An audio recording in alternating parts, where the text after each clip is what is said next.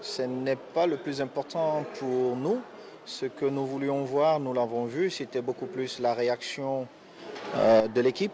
Et pour la première fois, j'ai souhaité voir l'équipe du Cameroun perdre, sachant que nous avons notre objectif qui est partir de la compétition le 18 décembre à Doha, dont vous allez mieux comprendre quand je vous dis partir de la compétition le 18, ça veut dire notre objectif, nous ne le perdons pas de vue parce que c'est possible. Mais pour l'atteindre, évidemment, il faut voir comment le groupe vit quand il y a des difficultés et c'est ce que nous voulons voir. Nous n'avions plus beaucoup de temps pour voir ce groupe-là et je félicite, comme j'ai dit dans le vestiaire, je félicite ce groupe parce que j'ai vu des réactions positives à la mi-temps. J'ai vu dans le stade des réactions positives. C'est ce groupe. Quand on veut vivre ensemble, il faut que le groupe soit humainement bon. Je ne sais pas si vous vous rappelez quand j'ai dit je vais avoir un groupe humainement bon. Et évidemment, il y a aussi la fatigue. Moi-même, je suis arrivé hier avec une partie des joueurs, tout ça. Et je pense que le 27, nous aurons une très très belle équipe du Cameroun, bien reposée.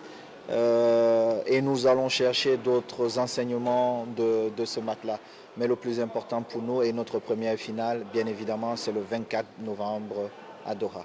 Après cette fenêtre FIFA, la rentrée en stage prochaine des Lions qui aboutira à la Coupe du Monde peut être où et quand? Laissez le sélectionneur vous donner le programme. Nous sommes encore là et je pense que le plus important, c'est le match du 27 qui se présente à nous. Et après ce match, vous aurez le programme pour la suite. Mais comme toujours, vous savez que le sélectionneur est à disposition et il le fera très bien. Alors votre secret, ça a été quoi, Monsieur le Président? Convaincre ces enfants à revenir jouer pour leur pays. Ça n'a pas été facile avant, mais vous avez réussi ça. Mais vous savez, j'ai un objectif, c'est de réussir. Et pour réussir, il faut savoir s'entourer des gens qui vont vous amener vers votre rêve. C'est plutôt moi qui doit dire, je suis chanceux de voir des enfants qui partagent le même rêve que moi. On le sait tous, les nations africaines ont toujours buté aux portes des quarts de finale et ces enfants comme moi veulent rêver d'aller beaucoup plus loin. Bien évidemment, nous savons que ça sera difficile, mais laissons au moins la Coupe du Monde écrire son histoire. Nous-mêmes, ne nous privons pas, ne nous fermons pas des portes en disant ben, nous allons juste là-bas, passer, je ne sais pas, 10, 15 jours et revenir au Cameroun.